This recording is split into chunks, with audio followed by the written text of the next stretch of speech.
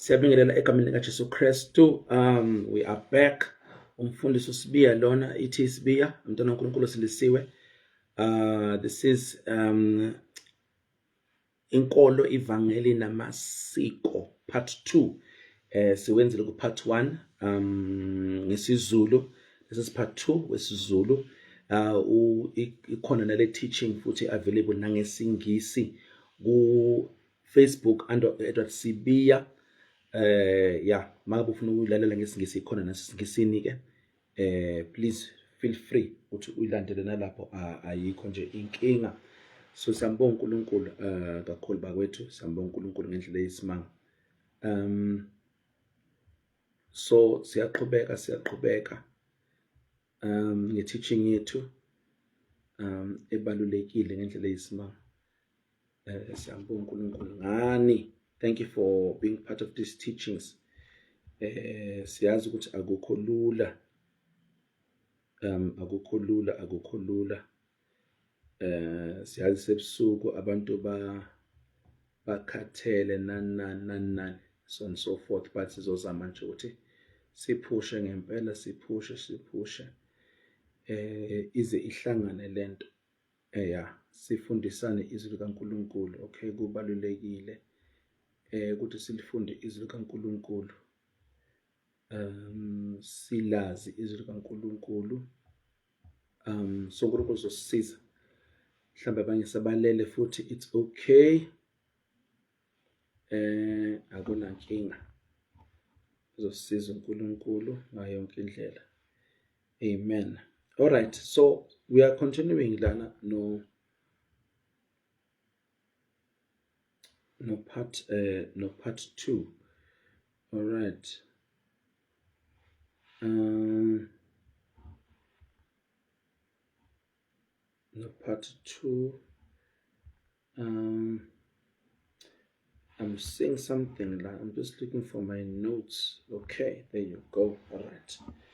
Okay, so siyaqhubeka bazalwane, bese ku part 1 kuningi esikuvezile. Kuningi esikuveze kakhulu ku part 1, so ngiyacela nje sisuthola part 1. So uthola part 1, okay. All right. So this is part 2. So besichazele ukuthi number 1, just a quick summary of part 1. Sithe ukuqala indlela inkolo ukuthi sikholwa kanjani, simlandela kanjani uNkulunkulu, uNkulunkulu obekako lokho, okay. uNkulunkulu osetha indlela ukuthi ulandela kanjani, ukhonzwa kanjani, ukuthi uthokoziswa yini, okay. Then sabese sathi kokuqala mangabe usilisiwe ngumKristu kuqala, you are first a Christian. Bese konke okunye kulandela ngemuva ukuthi ungumZulu, ngumPedi, ngumTswana, uSouth African, nani, unguSibiya, ngumZwane, Van der Merwe, nguGavenda, whatever, okay. Konke lokho kulandela ngamuva. All right. So now we are looking at into ukuthi isiko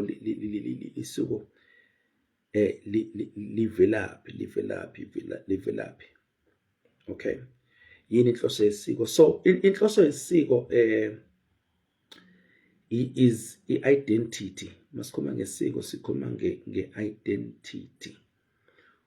Kuze kube khona isiko linikeza umuntu a sense of meaning, linikeza impilo yomuntu a sense of meaning. Ukuthi ngamagama umuntu ufuna into ezomenza ukuthi ahluke, ufuna into ezomenza abaluleke, azizwe especial. So isiko liyayenza leyo nto, leyo nto, okay. Because isiko likwenza umuntu ahluke from abanye abantu. Noma lisengaba baningana ke nenze isiko lithize, but linenza lihluke kwabanye abantu, okay. So isiko linikeza umuntu i-identity yempilo yakhe, it gives impilo yakhe i-meaning, okay. so iyona inhloso yesiko lelo, okay. But into ebalulekile ukuthi mase sisindisiwe ke kumele sazi ukuthi sivumela ivangeli elasindisa uJesu izwi kaNkulunkulu lihlole isiko lethu ukuthi liyilo noma alilo, ngoba uNkulunkulu ehlakaniphile, uNkulunkulu enguNkulunkulu enokuhlakanipha kwakhe, kukhona indlela uNkulunkulu abona ngayo izinto, and indlela uNkulunkulu abona ngayo kuhlezi kuyona eright. uNkulunkulu akase wageja nangelinye ilanga. uNkulunkulu athi lento le inje i-wrong, kumele semikhole uNkulunkulu futhi sivumelane naye, singamphikisi. Abantu bonke bathi right, but uNkulunkulu waze wathi ezweni lakhe into i-wrong, then sekumele sihambe noNkulunkulu, siyathandana, okay. Alright, so sizobheka, so that's why sithi kubalekile ukuhlolisisa izinto esithi isiko, ukuthi izwi likaNkulunkulu lithini ngalento oyibiza ngesiko, liyavumelana nalo. Ngoba wena uthe wena ungumKristu wena, so ubuKristu bakho buzaqala. So mangabe khona into ebuzulwini bakho, ebusotini bakho, ebuXhoseni bakho, ebusuthwini bakho ephikisana nobuKristu, leyo nto leyo kumele ikhothame, iyekwe, ishiywe noma ishintshwe, okay. So ngoba izwi kaNkulunkulu angeke lishintshe, so wena ulandela izwi kaNkulunkulu elingashintshi, kuzomela lokunye ke kushintshe, okay. So that needs to be clear nje, lapho singadideki nakancane lapho, ngoba sisenkingeni nje ngoba sididekile. Siyehlisa izinga kaNkulunkulu, sayeka izwi kaNkulunkulu, salandela amasiko afike nabantu. Sofunda lamavesi kuMateyu 15 verse 3 no 6, nakuMarku chapter 7 verse 8 and 9. Alright ke bazalwane, okay, so let's go. So isiko lisuka phi? Isiko lisuka endaweni ezimbili, okay.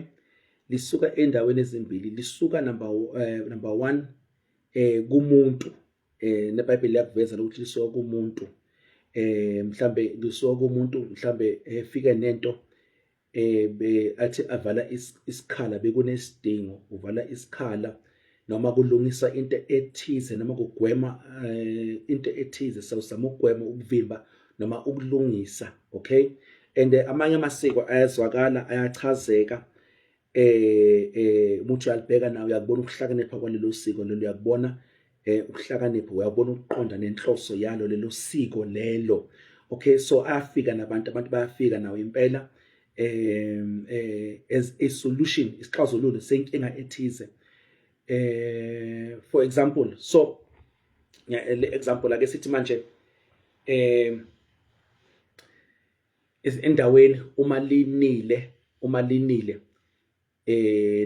sithi endaweni edust, kodwa bese maline kakhulu, linile bese kuba nodaka, okay.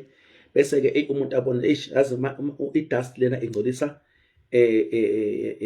ibhuku lami, le dust ingcolisa ibhuku lami, nalo daka lingcolisa ibhuku lami. So aqale manje athatha ibhuku alinyusa, alisuse enyaweni, emaqakaleni, alibeke edolweni, okay. Uma selibeke edolweni ke manje ke ukwenza lokho nenhloso ukuthi uzama ukugwema lento ukuthi ibhuku lingangcoliswa idust noma udaka, okay. So omunye umuntu ambona okay, hawu lento le njalo ibhuku ihlezi nje ilibeke edolweni, okay. Ambuze hawu uyindaba ibhuku lisuse eqakeleni, amaqakeleni asibeke khona sonke ulibeke edolweni. Athi no, yazi le ndaba ye-dust man, ibhuku lami hlezi ngcolisa idust noma udaka. Abese ke nalowo muntu lowo ke athi hayi umqondo omuhle lo, abese nake akuthathe akwenze, okay. Lokho kwenziwelani? Bazama ukugwema into ethize, okay, and umqondo omuhle futhi, right. Nomunye abone lo wesibili, nomunye abone lo wesithathu, kanjalo. By the time manje lento esenziwa abantu abawu-50, uma singabuza umuntu wesi-50 lo kwenza ukuthi ukwenzelani, angeke mhlambe yena athi lento ngiyenza ngoba ngigwema, ngoba ngigwema ukuthi idust noma udaka ngcolisa ibhuku. Angavela athi yena mhlambe ayi lento ngiyenza ngoba wonke umuntu uyayenza.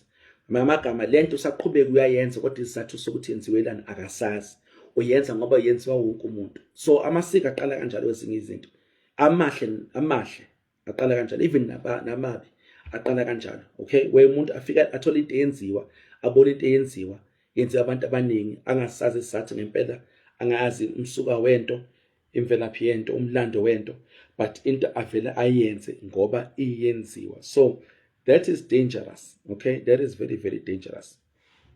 Kumele sikugade lokho so and then ke isizathu sesibili ke la masiko avela khona ke abantu ke bangeke bayivumeke lena, abanye abantu angeke bayivume but iqiniso elimile futhi enilishintsha nakhona whether uyathanda awuthanda.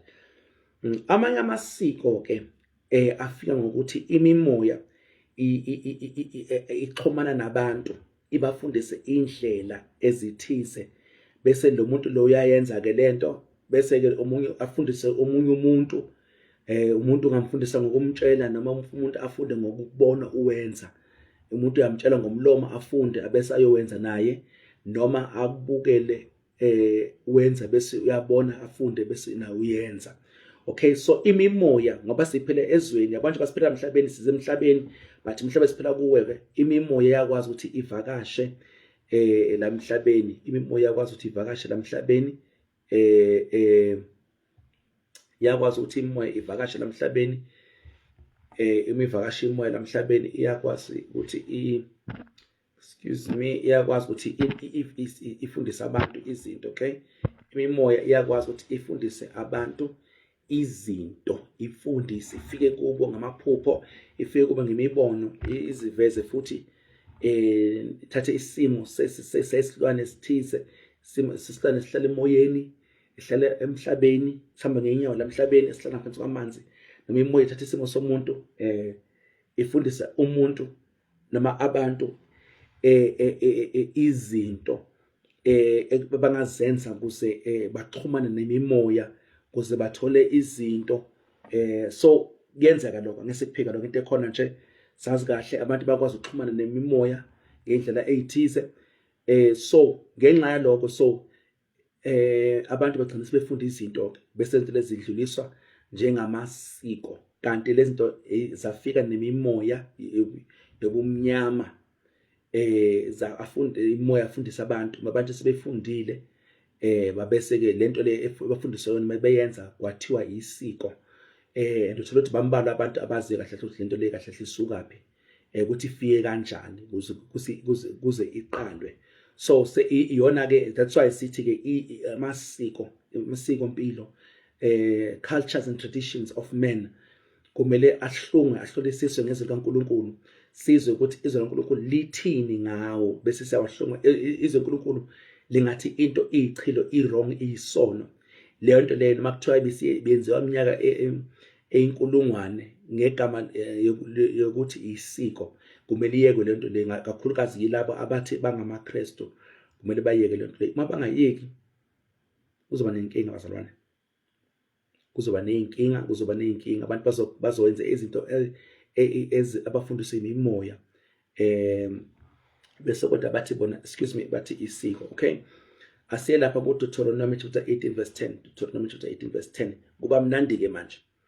Deuteronomy chapter 18 verse 10 kuyashuba kakhulu. Deuteronomy chapter 18 verse 10. Deuteronomy chapter 18 verse 10, Testament elidala. Mhlambe nakana kuzoba no part 3, asazi sizobona. Deuteronomy chapter 18 verse 10. Deuteronomy chapter 18 verse 10.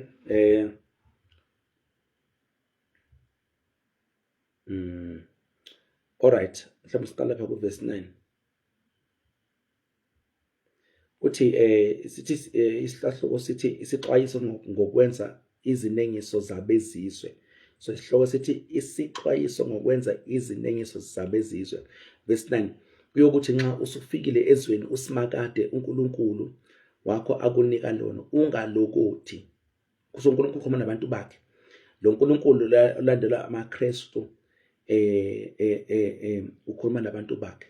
Okay, uthi kuyokuthi nxa usufike ezweni usimakade uNkulunkulu wakho akunikela kulo, ungalokothi ufunde ukwenza izinengiso njengalabo bezizwe. So uthi ningalokothi nenzise, nifunde, yabo, khona bafundisi bese khona izinto abazenza ngamele nizifunde, unalokuthi ufunde ukwenza izinengiso, usuthi uNkulunkulu inengiso ichilo lento le. Okay, njengalabo bezizwe. Okay, makungafunyanwa umuntu phakathi kwenu onikela ngendodana yakhe noma indodakazi yakhe ukuyidabulisa emlilweni, noma umbhuli ohlola imihlolo, owenza imilingo, noma umlumbi. Okay, verse 11, owenza iziphonso, othinta imoya abangasekho, nobiza akhuphule imimoya yamadlozi. Yilona lo owenza lezo zinto uyisinengiso kuSimakade. Ngenxa yalezo zinengiso uSimakade uNkulunkulu wakho wazixosha lezo zizwe phambi kwakho, wawungabe nacala kuSimakade uNkulunkulu wakho. Alright, iyaqala-ke inkinga-ke manje, iyaqala-ke inkinga-ke manje, ngoba-ke kukhona-ke manje kukhona abantu-ke abazoba nenkinga nale ngxenye le. Bazoba nenkinga kanjani-ke? Bazoba nenkinga ngokuthi imelene nenkolo yabo, noma imelane nesiko labo, lezinto ayibala la ukuthi bangazenzi. And it even applies namaKristu. Now lento le apply konke umuntu ongumKristu, ngumZulu, ngumNdiya, ngumSwati, whatever you are, umTsonga, umlungu, i-apply konke umuntu. Ayibhalelanga kumaZulu lento, ibhale konke umuntu ongumKristu. So ngabe ungumKristu, uthi ungumKristu, nxa usufika ezweni uSimakade, ezweni-ke wena ufike kuloko, wena awufikanga ezweni-ke, awufikanga ezweni laseKhanani, izwe lesithembiso-ke leli elibonakala ngamehlo, kodwa wena izwe lesithembiso ufike kulo kahle uKristu. Wena kahle masingayibheka sijule ngayo, izwe lesithembiso ufike kulo uKristu. Okay, uSimakade uyothi usufike ezweni uSimakade uNkulunkulu wakho akunika lona. Okay, ungaloko uthi ufunde so ukwenza izinengiso njengalabo bezizwe. So abezizwe benza inengiso bese uyayibala-ke le nengiso-ke. Makungafunyana umuntu phakathi kwenu onikela ngendodana yakhe noma ngendodakazi yakhe ngokuyidabulisa emlilweni. Ukudabulisa ngikhuluma ngokuchitha igazi lemsulwa, ngikhuluma ngento esibiza nge-abortion. Okay, khona amazwe, for example, noma amazwe lapha kunesiko mpilo lokuthi mangabe umama uzala amawele, elilodwa iwele liyabulawa, kuthiwa ngosiko empilo la ekhaya elinye iwele aliphuse emfulweni life noma libulawe, isiko mpilo labo lelo. So mangabe umuntu loyo-ke oyingxenye yalabantu labo esethola ivangeli, kumele enze njani-ke? Kumele ayishiye lelo siko, angasalenzi, ngoba izwi likaNkulunkulu lithi makangafunyana muntu phakathi kwenu onikela ngendodana yakhe noma ngendodakazi yakhe ngokudabulisa emlilweni noma emanzini njalo. Lento ikhuluma kahle ngokubulala kweyingane. Okay, ikhuluma ngokubulala kweyingane ukuthi bona bebakwenza ngokuthi bayidabulise emlilweni, bayiphonse emlilweni, banikele kwesinye isithixo esibizwa ngomoleki. Ngamanye amagama, bekukhona umoya, and usakhona nangey'nkazi zethu ngoba imoya yifi. Umoya ubizwa ngomoleki, bekuyisithixo esenziwe ubuso bayo nomzimba bifana njengenkomo, kodwa inkomo enenyawo ezimbili enezandla. Bese-ke senziwe ngothusi noma ngensimbi, bese-ke siyabaswa.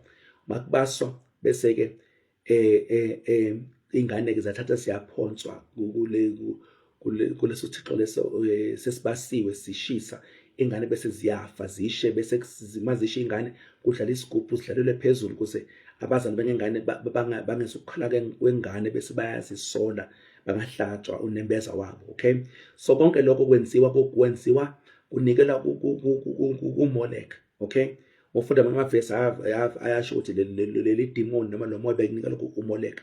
So uma babuza bona ukuthi bakwenzelani, bazothi isiko mpilo lethu, bazothi indlela yethu yokuphila, kodwa kahle hle ngokwenza lokho subenza umnikelo, benza umhlatshelo kulo moya kaMolek. So uNkulunkulu wathi bangayenzi lento leyo, benziwa izizwe. So khona abantu kade beyenza bathi bayibona yinhle futhi bayibona ilungile, bayiwenza ngesizathu ukuthi uMolek beyinkulunkulu wenzalo, beyinkulunkulu womnotho. So bafuna inzalo, bafuna ubusiseko kwenzalo, bafuna isimo somnotho sibe sihle, bafuna inethi imvula, bafuna isomisa, izinto ekanjalo.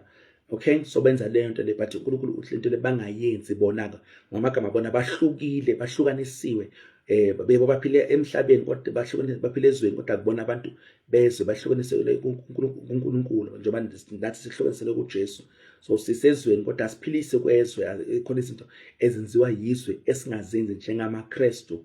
Okay, so makangafunyanwa umuntu phakathi kwenu onikela. So nengane nikela, ziyanikelwa, and ziningi inhlobo zokunikela ngey'ngane futhi. This is just eyodwa yazo la ayibalayo, ziningi. Mhla sikhuluma ngeminikelo nomhlatshelo, siyoyibala ezinye indlela. Okay, makangafunyanwa umuntu phakathi kwenu onikela ngendodana yakhe noma indodakazi yakhe ngokuyidabulisa emlilweni, noma number 2 umbhuli. So abantu ababhulayo uNkulunkulu uthi ku wrong long, noma kuthiwa hayi isiko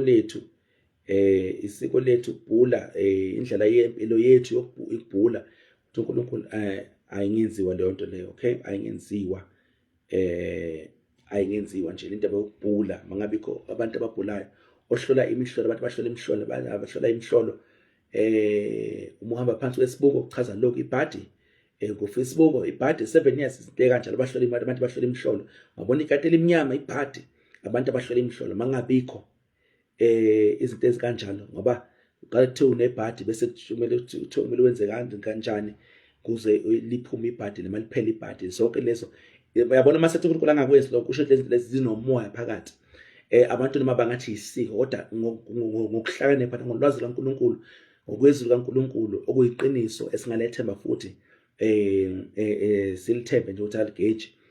Lezi zinto lezi zinomoya phakathi, zinomoya. Ingakathi uNkulunkulu bangazenzi, zinomoya, zigunyaza imimoya, zivulela imimoya, ziheha imimoya, zinikeza imimoya amagunya namalungelo ukuthi ahlukumeze abantu, zigcina abantu bayigqila zesono, ukwenza lezi zinto lezi. Ingakathi uNkulunkulu bangazenzi. Okay, makangafunyanwa futhi umuntu phakathi kwenu onikela ngendodana yakhe noma ngendodakazi yakhe ngokudabulisa emlilweni, noma umbhuli. So ababhuli bafuneka, ukubhula akuveli kuNkulunkulu, akuveli kuNkulunkulu. Ohlola imihlola, okay, owenza imilingo, noma umlumbi abathakathi abafuneki nje. Mhla sikhuluma ngokuthakatha, ziningi inhlobo zokuthakatha. Akona kuphela masikhuluma ngokuthakatha, sikhuluma kuphela ngomuntu ogibela umshanyelo. Ziningi inhlobo zokuthakatha. Mhla sikhuluma ngokuthakatha, uyabona ukuthi kahle ya ayekho umuntu ongase wathakatha la emhlabeni. Zoshiya kanjani? Ngoba ukuthakatha it involves ukumanipulate abantu, ukuthi umuntu enze into oyifunayo, umenzisa ngempoqo noma ngokumanipulate, usebenzisa ukuhlakanipha.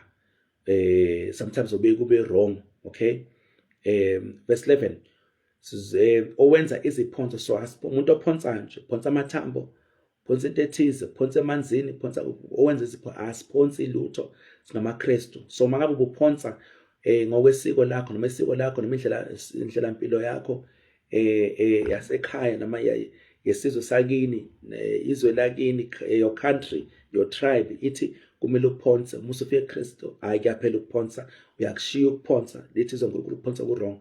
Asiphonse mathambo, asiphonse lutho. Othinta imimoya abangasekho, asithinta imimoya abangasekho. Lithi iBhayibheli babuya kuNkulunkulu, umoya wabo nomphefumulo wabo uNkulunkulu ubehlulela, ekupheleni okuphakade, ngekufuna okuphakade, umzimba ubele ehlabathini. Asakwazi ukubathinta, nabo abakwazi ukusithinta, asibakwazi ukubakhulumisa, asikwazi ukubenzela imihlatshelo nomnikelo, asikwazi ukubanikeza lutho, abakwazi nabo ukusinikeza lutho.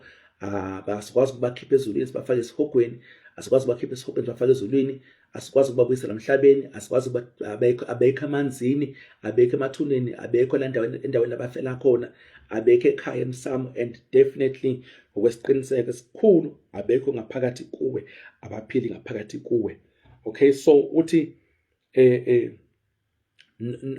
othinta imimoya abathinteki. Wena mhlawumbe ucabanga ukuthi yibo, akubona-ke njengoba ngisho-ke, ngazathi uNkulunkulu ngasingakwenzi, sekunemimoya. So kunemimoya mhlambe-ke ekwenza ukuthi ufuna ukubathinta. Kunemimoya ezenza bona futhi besithinte wena. Kunemimoya embatha ubuso babo, izenze bona emaphusheni nangembono, ifike kuwe. Le mimoya le, angithi makufika uphupha ebusuku ubona inja, uyazi ukuthi umoya obuthathe isimo sentsha.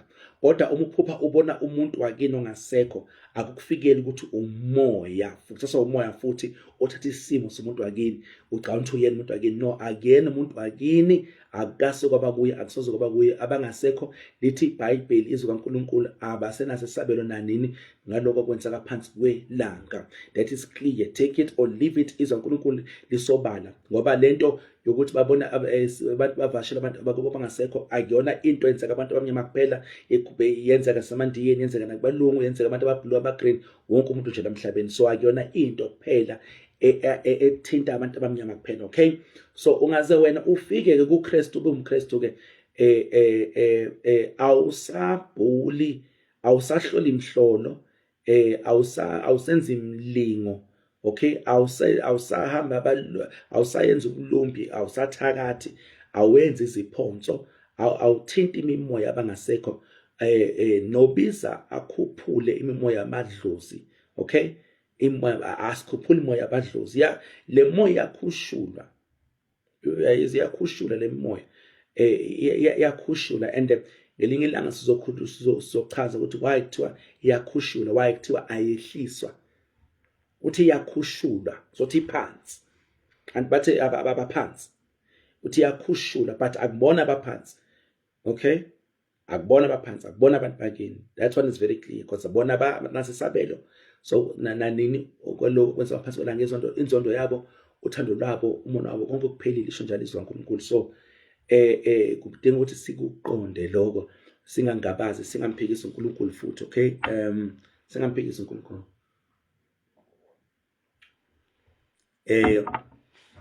Alright, owenza iziphonso, othinta imoya abangasekho, nobiza akhuphule imimoya yamadlozi. Okay, imoya yamadlozi akubona abantu bakini. Imoya yamadlozi bihlezi sithintele kwama-teaching izathu ezi-15 ekhombisa ukuthi abangasekho amadlozi, amathonga angasebenzisana noNkulunkulu. Ngicela uhlolisise leyo mfundiso leyo, ikho sithintele izinto lezi, basihloko sayiphinda nje lapho kuleya teaching sijule kakhulu khona. Ngayo futhi naku Christ New Ministries International ku YouTube, khona ama-video esingisi nesizulu lasikhuluma ngazo lezi zinto lezi. Okay, owenza iziphonso, uthinta imimoya abangasekho, nobiza akhuphula imoya yamadlozi. Verse 12, yilona lo wenza lezi zinto uyisinengiso. Lithi izwi kaNkulunkulu, owenza lezi zinto uyisinengiso. Okwenzayo, hayi ukuthi ngaphandle kokuthi lesenzo siyisinengiso kwasona, wena okwenzayo nawe, lithi iBhayibheli, uyisinengiso. Wena okwenzayo uyiqilo. Yilona lo owenza lezi zinto uyisinengiso. Verse 12, usimakade, so isinengiso kuNkulunkulu. Bese ke ngenxa yalezi zinto, ngenxa lezi zinengiso, so lezi zinto lezi zonke esibalile ukuthi ziyisinengiso, usimakade uNkulunkulu wakho wazixoxa lezo zizwe phambi kwakho. Mawungabe nacala kusimakade uNkulunkulu wakho. So ngokwenza lento lezi uba necala phambi kwaNkulunkulu. So uba necala phambi kwaNkulunkulu ngokwenza lento lezi ezinje. So abazalwane, amaKristu asikwenzi lezi zinto lokho, asikwenzi nangephutha nje, asondele kuko, ngoba lezi zinto lezi zihamba neziqalekiso. Ngelinye ilanga siyochaza isiqalekiso esiba khona phezulu kwempilo yomuntu ngokwenza lento lezi. Excuse me. Okay, so owenza iziphonso, uthinta imimoya abangasekho, nobiza akhuphule imimoya yamadlozi. Asikwazi umuntu angazandlula emhlabeni, asaphila umuntu umthande, umazise, umhloniphe, umkhombisa uthando nje, ngoba angazandlula emhlabeni, akusekho kumkhombisa uthando. Asakwazi ukwamukela lutho esimenzela yona umuntu osaphila emhlabeni, mthethelele, ubuyisane naye, ngoba angaze andlule emhlabeni akakwazi ukwamukela lutho. Awukwazi ukumgeza, awukwazi ukumshadisa. Kuyamangaza ukuthi umuntu mesendlule emhlabeni, indlela ashada ngayo iyahluka, iyahluka. Wala esimshadeni umuntu ushada, uyavuma, uyafunga esho izinto ezithize, kodwa uma sendlulile uyashadiswa, yena angavumanga lutho, engenzanga isifungo somshado, kodwa uyashadiswa, ushadisa yena angaphesheya kwethuna, ushadiswa abantu abalamhlabeni. Ayikho leyo nto. Asikwazi ukubageza, asikwazi ukubashadisa, and futhi asikwazi ukubafaka ezulwini. Asinawo lelo gunya, asinawo lawo amandla lawo. Mangabe besikwazi ukufaka abantu ezulwini, bese ngeke sidinga ukuthi uJesu emhlabeni azofela izono zethu, azobisa umuntu noNkulunkulu, azoletha azofuna lokho kwalahleka mangabe ke bekutholakala umuntu esefile. kubekuleza emhlabeni ngoba inkinga yaba emhlabeni ilungiswa emhlabeni futhi ayilungiswa ngaphesheya kwethuna. Ngaphesheya kwethuna umuntu usuke seyovuswa ngalokho akwenzile esaphila. So singadideki nje kulate basala isikhathi manje 20 to 12, okay, but sizoqhubeka nje abantu bayothola ke mebevuka bayoqhubeka nayo, siyaqhubeka safundisa khona izomsiza. Amen. So asenze iziphonso zonke lento lezi zinemimoya phakathi. So uNkulunkulu akafuni sithinte eminye imimoya, okay, kuyichilo kufebe kukamoya, ukuphinga kukamoya ukuthintana eminye imimoya. So ufike kubaba yonke imimoya ngamanye amagama, umoya ongaphezulu wonke imimoya, umoya weqiniso. Sifike umoyeni weqiniso, umoya obungcwele, umoya wothando, umoya wenduduzo, umoya womusa. Ufune bese wena uthinta eminye imimoya futhi ehambisana lezinto lezi, ngoba lento lezi zonke lezithi engasenzi singasenzi sihambisana nemimoya. So lokho angeke sikubalekele lokho nje nakancane, ngeke sikubalekele. Amen. So injalo nje aselapha kuba ku Leviticus chapter 19 verse 28 no 31. Leviticus isahluko 19. So izinto lezi ke uma singabuza abanye abantu bazothi ziyisiko, bazothi hayi isiko lakithi, kodwa iBhayibheli lithi singazenzi. So khetha ukuthi ungumKristu, ngabe ungumKristu kuyeke ungakwenzi. Maba wena umKristu ke isiko lakini libalekile phezulu kobuKristu bakho, ungazibizi ngomKristu ngoba uyena umKristu ngokwezwi kaNkulunkulu. Uyacompromise wena, uyacompromise, ulandela uKristu nokweqiniso, ushintsha izwi lakhe, ufuna izwi lakhe lishintshele wena, ngelishintsheke wena. Yeke ubuKristu wena, ngenze kube lula, ngiyakusiza manje. Wena yeke ubuKristu wena, wenze lezi zinto lezi ubuzenza uyibiza ngesiko, ngoba ngokobuKristu lezi zinto lezi ezinye zazo othi isiko lithi uKristu buthi ichilo. So mangabe unenkinga nalokho, ngoba ubuKristu wena wabusukela phela. uKristu wathi wena ubuKristu wena, so wena phila ngendlela, ngemigomo, ngezimiso nangemithetho yobuKristu, nangendlela yobuKristu esembulela ngayo uNkulunkulu ngezwi lakhe. Mangabe lokho awufuna ukwenza, then ungazibizi ngomKristu, yeke ubuKristu ubuyele ulandele amasiko akini, uphile ngawo, ukholele kuwo, kuthi usizo lakho, izono zakho, konke lokhu usizo lakho, uthithelo izono zakho uzothathelelwa ngoba ulandela isiko lakini, okay, isiko lesizwe sakini, isiko lasekhaya, whatever. Alright, Leviticus chapter 19 verse 28. Okay, aniya kuzigcaba, nakugcaba ke emzimbeni, ugcaba ukusika, wakwenza ngereza ngomese, kwenziwa ngezinto eziningi. Aniya kuzigcaba. So naye into ke nomoya ke ebiyenziwa kulezizwe la kade uNkulunkulu abayisa khona. So abantu balapha sothi bebegcaba, ngamanye amagama ukugcaba akuyona into enziwa kuphela abantu abamnyama. Kudala, this was written about 3,500 years ago.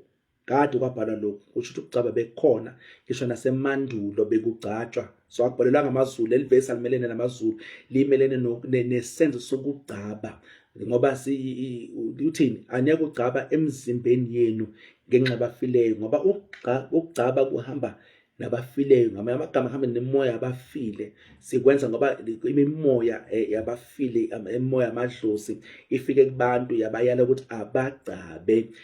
Ngokulalela le mimoya leyo ke, leyo miyalo leyo ngokugcaba kusuke benza njani, bechitha igazi labo, igazi labo balinikela emsamo, ama-altari yale mimoya le efune noma ecele umhlatshelo wegazi. Okwenza lokho sibenza izivumelwano nale mimoya leyo, lezi zivumelwano lezi ekuyizona ezigunyaza le mimoya ukuthi ihlukumeze impilo yabo, okay, nabantwana babo, nenzalo yabo, okay, nembewu yabo.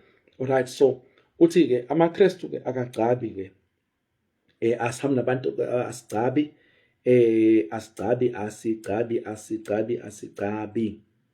asigcabi, asigcabi. Mangabe unethumba udinga ukuthi mhlambe ulikhame, usike ugcabe bese uyalikhama, ungakwenza lokho. Kodwa mangabe ukwenza lokugcaba lokho sekuhamba nomsamo, mangabe utshele isangoma ukuthi gcaba, wasangoma wagcatshwa isangoma umuntu osebenza imimoya, ku-wrong ke lokho, akwenziwa ke lokho ke. Okay, so uthi aniya kuzigcaba emzimbeni yenu ngenxa yabafileyo, aniya kuqopha imibhalo emabalabala kuyo nguSimakade. So enye into kade benza kade bebhala imizimba yabo beqopha imibhalo, okay. Athi mhlawumbe sesihlola uZulu 59, uZulu 59 uthi aniyakuzigcaba emzimbeni yenu ngenxa bafile, ningazilobi amabala, nginguJehova. Ningazilobi amabala, ngikubani? NginguJehova. Ningazilobi amabala, nginguJehova, okay. So uthi ningakwenzi lokho, bangagcabi bangabhali imizimba yabo. So siyakwazi lezi zihamba nemimoya, zaqalwa imimoya, abantu bafundiswa imimoya ebumnyama, yabafaka le mfundiso, yabafundisa lezi zinto. Abantu bakwenza-ke, kwenziwa abantu, abanye abantu bakufunda, babekufundile-ke kwagcine sekuthiwa-ke isiko, okay. Lento isemandulo-ke lento le. So abantu baka-Israyeli, abantu abalandela uNkulunkulu odelizwe lomhlaba, uNkulunkulu uthi labantu ayingenziwa leyo nto leyo, okay. Alright. Okay. So alright bazalwane. So I think iyachazeka nje, yaqondakala. Asiye lapha ku verse 31. Aniyakuphendukela emadlozini, aniyakuphendukela emadlozini nakubathakathi, ningazingcolisi ngabo, nginguSimakade uNkulunkulu wenu. Okay, uthi abantu bangaphendukeli kuphi? Emadlozini. Ngamagama singayi kumadlozi, singafuna isixazulule usizo, uncedo kumadlozi. Aniyakuphendukela emadlozini nakubathakathi. Uyabona ukuthi ukhuluma ngamadlozi nabathakathi ku sentence eliyodwa. Ngamagama emehlweni kaNkulunkulu, ukuphendukela emadlozini nakubathakathi into eyodwa. Aniyakuphendukela emadlozini nakubathakathi. So kuthi khona abantu abaphendukela emadlozini nakubathakathi, uthi uNkulunkulu konke kuyichilo, ku-wrong, ningazingcolisi ngapho. So ukuphendukela kubo nakubathakathi kungcolisa umuntu, so kuyamngcolisa umuntu. So uyakwazi ukuthi usingcolise ngokukamoya, ngokwenza into lesi siyangcolisa-ke. Lo ngcolisa-ke ukungcolisa, to corrupt into, to defile, ukungcolisa into, ukuyishintsha. So lezi zinto lezi ziyangcolisa, zingcolisa ini? Umoya, umphefumulo nomzimba womuntu. Ziyamngcolisa nje umuntu ngendlela esimanga, ziyamngcolisa nje umuntu, ziyamngcolisa umuntu. So we need to be careful ukuthi asikwenzi lokho, asikwenzi ngempela. iZulu 59 uthi ningaphendukeli kwabana amadlozi nakubathakathi, ningabafuni ukuba ningcoliswe yibo, ngoJehova uNkulunkulu wenu. So mangabe wenza lezi zinto, lithi iBhayibheli, ziyamngcolisa umuntu, okay. Yeah. So injalo nje, injalo ngempela. Umuntu kuye-ke ukuthi uyamkholwa uNkulunkulu noma akamkholi uNkulunkulu, kuye umuntu ukuthi uwenza njani, but uNkulunkulu usekhulumile ngezwi lakhe, okay. Alright. Aselapha ku Leviticus chapter 20 verse 7 to 27. Leviticus chapter 20 verse 7. Namasiqale lapha ku verse 6. Nalowo umuntu uyakuphendukela kwabana amadlozi.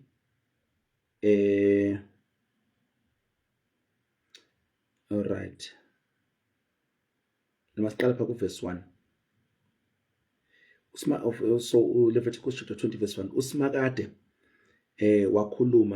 wakhuluma kuMose wathi uyothi kubantu bakwa-Israyeli. So abantu bakwa-Israyeli but iyaplana ngabazalwane. So ngade day khona umuntu uthi hayi ubholela abantu bakwa-Israyeli, hayi thina. No. Mangabe ngoba lo uNkulunkulu lo usho lento le, lo uNkulunkulu sithi siyamlandela, siyamkholwa, esithi uyinkosi nomsindisi wempilo yethu kuye lo. Okay, yothi kubantu bakwa-Israyeli noma ngubani kubantu bakwa-Israyeli noma umfokazi okokobele kwa-Israyeli uyonikela noma ngayiphi yenzalo yakhe kuMoleki. Nange nomoya ke kaMoleki, lidemoni kaMoleki ngikhulume ngalo ke, unikela inzalo yakhe, okay, yakhe kuMoleki, uyobulawa. Yabona kuhambisana nomoya wokufa. Sikhulumela ku part 1 ukuthi ke kwenza lento lezi. So abortion, uma wenza abortion chithi igazi limsulwa, umoya wokufa uzokulandela, uyobulawa. So lesikhathi samanje umoya wokufa usho ukuthi umoya wokufa uzokulandela abantu, okay, uyobulawa. Abantu balelo lizwe bamkhande ngamatshe, okay. So ngesikhathi lesi, isikhathi uNkulunkulu esho lo myalo, babulawa ngamatshe beshiswe. But ke manje ngoba sekukhona uJesu, uNkulunkulu ke seyenzile imizamo indlela ukuthi umuntu asindiswe abuyisane noNkulunkulu, noma yakwenzile lokhu athethelele izono zakhe. Kodwa-ke mangabe uyakwenza-ke bathi akaguquni akafinyeleli kuJesu-ke, umoya wokufa uzomlandela, noma ngakuthiwa hayi kumele ageze enze iladi, enze lokhu ageze ngalokhu, asikho isigezo esanele i-handy end ijig J's fluid enamandla okususa lesiphambeko lesi, lesiqalekiso lesi ukuxosha lo moya wokufa olandelwa umuntu ochithe isisu, ngaphandle kokuba aye kuJesu njengenkosi nomsindisi, uJesu amhlanze ngegazi lakhe. Ilona kuphela elikwazi ukuthi lithethelele izono zomuntu. So lokho kusobala nje angeke sikubalekele, okay. Noma umuntu athi hayi bathi ambogeza emfuleni, hayi hamba ogeza, thatha naso siwasho ugeze ngaso namanzi akhulekele. Into kuphela engakusiza uyigazi likaJesu, akukho kunye ngaphandle kwagazi kaJesu. Isiqalekiso sokufa esiyowenziwa sifezwe umoya wokufa siyokulandela, uzofike nyelele kuJesu, yena kuphela ongakusiza. Ngaba ngathi geza wenza kanjena, ingane lena igeze, uyinikeze igama, uyikhiphe ezulwini ifake emhlabeni, angeke kukusize konke lokho. Igazi laJesu kuphela elingakusiza, okay. Yenzalo yakhe uMoleki uyobulawa abantu, okay, uyobulawa abantu balelo lizwe bamkhande ngamatshe. Verse 3, mina uqobo ngiyomelana nalowo muntu ngimnqume kubantu bakubo ukuba inikele ngenzalo yakhe kuMoleki, wangcolisa indawo yami engcwele, okay, walihlambalaza igama lami elingcwele. Verse 4, uma abantu balelo lizwe bethalalisa benza sengathi ababoni lapho enikela ngenzalo yakhe uMoleki, bengambulali lowo muntu, mina uqobo ngiyakumelana nalowo muntu nomndeni wakhe. So lesenzo asithinti wena kuphela, sithinta wena nomndeni wakho, sithinta wena nomndeni wakho.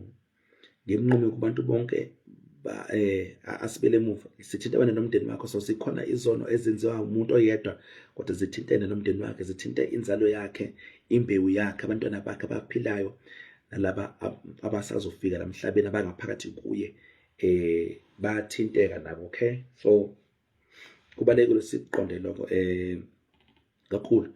Mina uqobo ngiyakumelana nalowo muntu nomndeni wakhe. Umndeni awenza ngalutho kwenze yena, kodwa nomndeni uyathinteka. Ngimnqume kubantu bakubo nalapho bakubo nabo bonke abahamba naye bayophinga, bephinge noMoleki. So ngokunikela komunye uNkulunkulu, umunye umoya, iBhayibheli ibiza ngokuphinga. Verse 6, nalowo muntu verse 6, nalowo muntu uyakuphendukela kwaba namadlozi. So banamadlozi, so banemoya yamadlozi.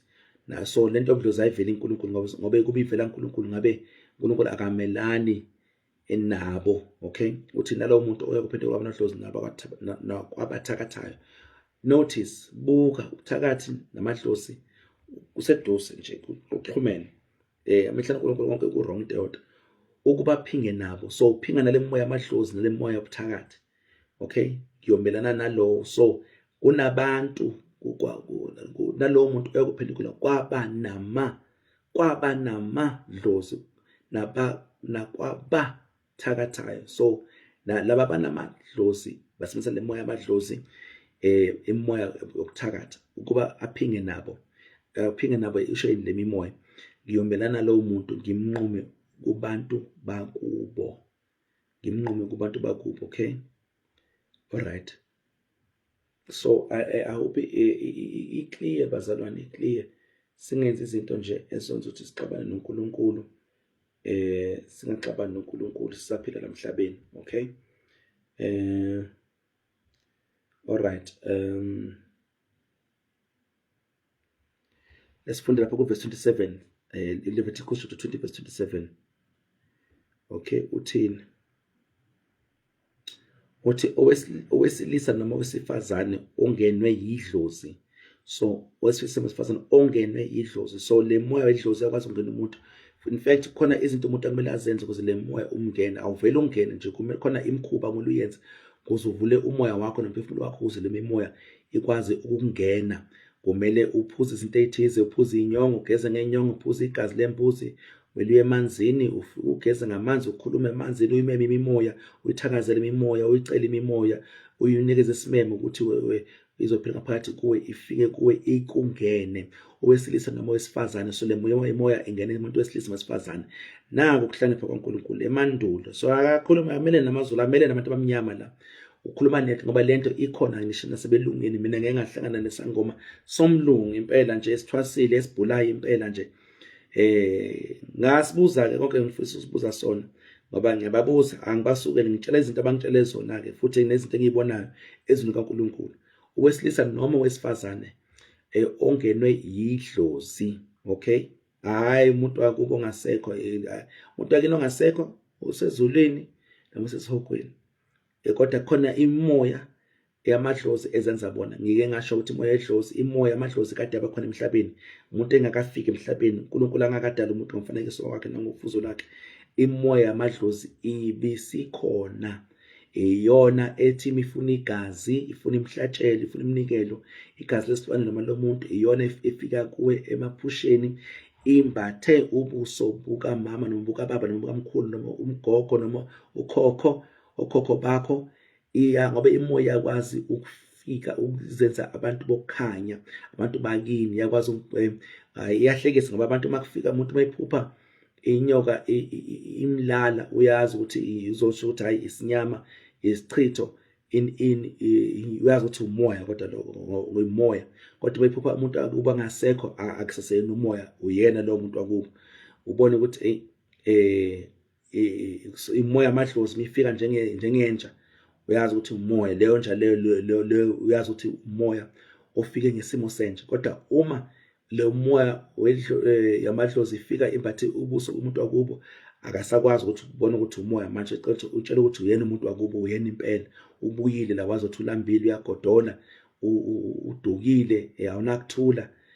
Wobuza ukuthi indaba unganako ukuthula phela, kanti wena ukezuleni endaweni yokuthula, endaweni enala, endaweni enjabulo, ngoba ezweni nokuthula. Why nganakuthula? Umbuzo ukuthi ngathi ulambile, akanako ukudla yini lapho, akukho okuphuzwayo yini ezulwini?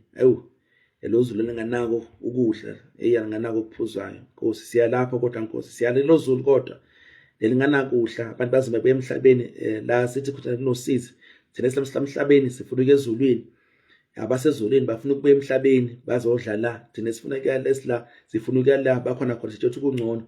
Hayi, kodwa ngendlela benza ngayo ngathi akukho ngcono, ngathi cishe mhlambe kuyafana, angazi noma wesilisa noma wesifazane ongenwe idlozi noma ngumoya wokubhula, umoya wokubhula, ngomoya nomehluko phakathi wedlozi, idlozi familiar spirit, umoya wokubhula, spirit of divination, okay. Kodwa lembili nomoya ke ixhumene sondelene kakhulu, yasebenzisana futhi ngendlela yesimanga, ngoba imoya yamadlozi ile moya le usathane ayi-allocator kumndeni nomndeni, kumuntu umndeni nakubantu, okumsebenzi ukuthi ufunde impilo yakho, wazi konke ngawe, ubuthakathaka bakho, izono zenzayo, iqalekise phezulu impilo yakho.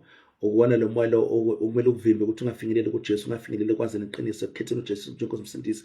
Iyona le moya lena ekumele ikuvimbe ukuthi ungalifezi icebo likaNkulunkulu ngempilo yakho. Ngabe ihlelekile ukuvimba ukuthi usindiswe, izozama ukuvimba ukuthi ungafinyeleli ekufezeni icebo injongo uNkulunkulu anayo ngempilo yakho. Iyakwazi ukwenza lokho le moya le yazazi zonke iqalekiso ekhona emndenini, futhi enza sure ukuthi lezi iqalekiso ziyafezeka.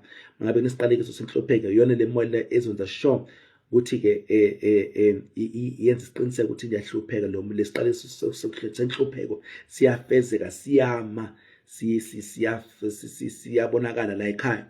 Yenziwe le moya yamadlozi, yazi lonke emuva lakini nje, emsuka wempi womndeni, zonke izono, ubuthakathaka kababa kamama, yonke into. Bese ke iyona le moya futhi efika kuwe emaphusheni, izofuna imhlatshelo, izofuna iminikelo, ukuze ngoba imoya kwazi ukuvela wenza imhlumeze umuntu singekho izivumelano. So izivumelano usenza ngokuthi uwenze lento efuna lo moya. Ema ufuna umnikelo, umhlatshelo noma isilwane noma lakhe igazi ukuthi ugcabe uchithe lakhe igazi, uchitha nje ulenza, ulalele lo moya ukhonza lo moya, ufuna ukujabulisa lo moya, ukwazisa lo moya, noma ukwenza ngegama lenkumbulo, ukhumbula abantu bakini. Ngokwenza lokho ke wenza isivumelwano nale mimoya, okay? Iyona imoya yamadlozi. Bese imoya lona wokubhula ke imoya ke nalo osebenzisana nomoya yamadlozi ukuze imoya yokubhula ke bakutshele indaba zakho, bazi bakutshela indaba zakho, bakutshela ngoba ke information imoya yokubhula ulwazi uthola kumoya yamadlozi noma kuyidlozi leli lakini. Lo moya uzenza abantu bakini, uthola khona ke wona keep information ukuthi nje wena futhi le moya iyakutshela ke imuva, ikutshelene manje. Yakuthanda ke lokho, ihluleke ke ukutshela ikusasa. Ngabe uzokutshela ikusasa kuzomela ihambe iyolidala lelo kusasa lelo, khona ke uzokholelwa kubo, okay? Oyobhula nakho, okay, owesilisa noma owesifazane ongenwe yidlozi noma ngumoya wokubhula uyobulawa nokubulawa. Nasi ke nalesi, so ukwenza lesenzo lesihambisana nomoya wokufa futhi uzofa. Ngichazile ukuthi lo moya wokufa ufika kanjani ke. So kunesiqalekiso sokufa esizofezwa umoya wokufa uma uwenza lezi zinto lezi, yabo. So lengakho ke abantu abenza lezi zinto lezi kuvama ukuba nokufa. Mangabe ufuna nangumthetho wakho, mangabe ufuna kube khona anogada, mangabe niyobhula nihambe niyonyusa umoya wabafileyo nomoya yamadlozi, kuba khona ukufa ekhaya. Seningaphiki bafuna ukuphika ke ngoba ile nto eshoyo ke ezwini ke. Yabona ukuthi mangabe lento le bayibhale, ngabe lento ibhale umuntu bengekwenzeka manje. Nezinto sinapho nofaka sibonile izinto zenzeka empilweni zabantu, empilweni zethu, ngokwenza lezi zinto lezi. Mangabe ke nangumthetho kamoya, mangabe uyahamba uyonyusa umoya yabafileyo, ukhona ozofa ekhaya. Seningaqhubeka nenzeke nibe ninkani, ufuna ukungiprove wrong, akahamba ayozama. Hamba unyusa imoya yabafileyo, hamba uyinyusa impela, uthi uyinyusa kuzoba khona ukufa. Uyobulawa nokubulawa, akhandwe ngamatshe, igazi lakhe libe phezu kwakhe. So lokho angese kukhande ngamatshe, akho umuntu ozokukhanda ngamatshe, kodwa ke umoya wokufa uzokwenza lokho, uzobulala inhlupheko, kuningi nje ukuzokwenzeka nxa kube kwenziwa umoya wokufa. So we need to be careful. Yeah, so injalo nje bazalwane, angeke sikubalekele nje iqiniso. So ngicela kuyivala le part 1, part 2 lo. Ngicela ukuvala, sizoqhubeka kusasa noma ngesonto no part 3, no mhlawumbe sofika na part 4 ngokwezulu, ngoba ngifuna sizakala, angifuni ukuyijaha lento. But into ithi ke kukhona izinto esithi isiko, kanti ke imfundiso zemimoya bomnyama. Imoya bomnyama ifika kubantu bavakashela emaphusheni nangemibono. Sometimes even le mimoya ithatha isimo somuntu, ifike kubantu bafundise izindlela zobumnyama, bese abantu bazenza lezi zinto lezi, bese bafundisana, bese kuthiwa izinto lezi mase zenziwa abantu kuthiwa yisiko. So lezi zinto lezo zonke kumele sihlolisise ngokwezwi kaNkulunkulu ukuthi ke izwi kaNkulunkulu lithini ngalento esithi isiko.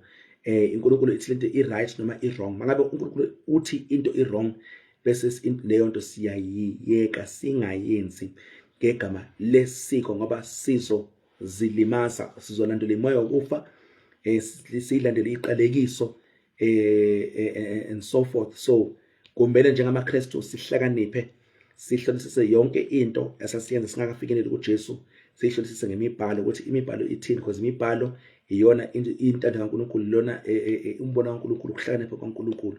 So kubalekile ukuthi sikwenze lokho, okay? So yeah, nje impilo ilula. Lamavesi siwafundile, izwi kaNkulunkulu apply umhlophe, uYindiya, ugreen, ublue, uyellow, ubrown, u-orange, sonke nje esithi samaKristu sihola ilizwi leli elilodwa sonke. Ngoba ukubhula kukhona sibelungini, khona ke mhlawumbe ukubhula kukhona abaphonsa amathambo, khona abafunda isandla sakho, bathatha isandla sakho bafunde olayini lana ukuthi olayini uthini, bese bakutshela ikusasa lakho. Khona bafunda inkanyezi, o-horoscope, o-Taurus, o-Gemini. Mina ngi-Taurus no-Gemini, ufunda inkanyezi, bathi ikusasa lakho lisenkanyezini. Alikho lapho, konke lokho kusasokubhula, kusasekuthakatha. khona abafunda ibhola iCrystal Ball, bafunda ibhola bakubone, khona abafunda isibuko ababheka esibukweni, konke lokho sase ukubhula, sase ukuthakatha, ukusebenzisa imoya yamadlozi nemoya yokubhula. Khona abantu bafunda, abanye bafunda izibuko sisemoya yamanzi, le isibuko sisebenza ngemoya yamanzi size sisebenze. So konke lokho saseyichile isinengiso, ulandela umoya wokufa, ulandela iqalekiso ngokwenza konke lokho nje. Ukuhlola imhlola, hayi bona ikati lemnyama chaza ibhadi ngeza yenza lokho, hamba phansi kwestebhisi ibhadi yenza lokho, wenze lokho, wenze lokho, mubone ini ibhadi ngenzeka ini ibhadi. Mase sihlole into kaNkulunkulu asikuboni konke lokho. So lezo imfundiso zabantu, amasiko nesiko mpilo, lendlela zabantu, imfundiso zabantu, amasiko abantu ababambezela izinto efundisiwe, elethiwe, eyifakiwe, zaqalwa ngokubambezela.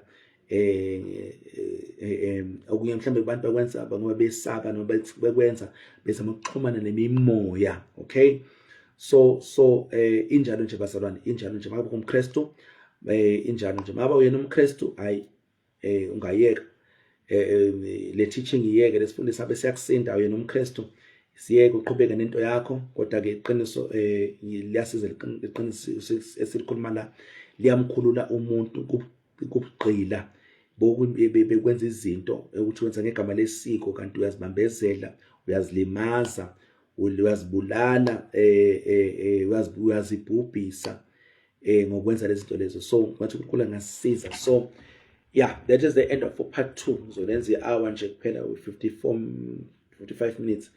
Sizoqhubeka mhlambe kusasa noma ngesonto siqhubeke no part 3.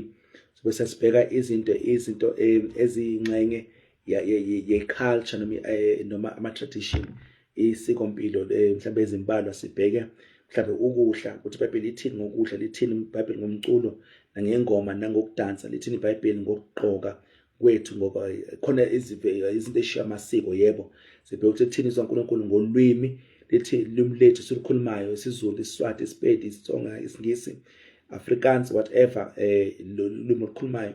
Sibheke ukuthi lithini izwi kaNkulunkulu ngokusiphatha kwethu, inhlonipho nani, lithini izwi kaNkulunkulu ngomshado. Zonke lezi zinto lezi, izinto eziyingxenye yesiko, umshado. So ukudla, umculo, ukudansa, ukugqoka, ulwimi, ukushada, ukusiphatha, ngemithi, ngendima yendoda nomuntu wesimame. Sibheke nje ngenhlonipho, ngokungcwaba, konke lokho sizokubheka nje. Sibheke ukusoka, sibheke ukulobola, sibheke ngesithembu ukuthi izwi kaNkulunkulu lithini, because lezi zinto lezi izinto esithi isiko. Abanye abantu bazama ngokweBhayibheli ukuthi bayichaze ngokweBhayibheli, ezinye zazi ukuthi iBhayibheli liyakuvuma lokho, alikuvumi. Kodwa sizobhekisisa izwi kaNkulunkulu ukuthi lithini. Okay, so ngiyacela singageji lapho, kubalulekile. Asike siphushe nje impela, siphushe bazalwane, sikhulume ngalezi zinto kuba abazalwane abalimala ngenxa yokuswela ulwazi, bayabhubha. Abanye sebaze baphuma kuKristu babuyela ezweni ngenxa yalezi zinto lezi. So yeah, injalo nje. Ngicela ukuvula ngomkhuleko. Baba, egameni likaJesu Kristu, siyabonga izwi lakho, siyabonga Nkosi ukuhlakanipha kwakho, siyabonga Nkosi ukusifundisa, ukusisiza. Ngegama likaJesu Kristu siyabonga Nkosi ukuthi ingqondo zethu ziyaguqulwa, siyakhululeka Nkosi. Le nkululeko Nkosi wasilethela yona wena, walethela umhlaba wonke, kodwa Nkosi abantu abaningi abakafinyeleli kuyo ngenxa yokuswela ulwazi, ngenxa Nkosi masika abantu. I pray ukuthi Nkosi usenzele umusa, sihawukele, sifinyelele kwaze iqiniso likhulula umuntu, linikeza umuntu ukuthula Nkosi, ukuthi umuntu akwazi ukukhuluma nawe, izono zakhe zithethelelwe, axhumane nawe Nkosi, ingachithekanga igazi, ngenxa yokuthi wena Nkosi uqobo lakho walichitha igazi ngoJesu. We thank you, Father, for your mercy. We thank you for your goodness. In the mighty name of Jesus Christ. Amen and amen. Hallelujah. Sabonga kakhulu. God bless you. Sizohlangana. Amen.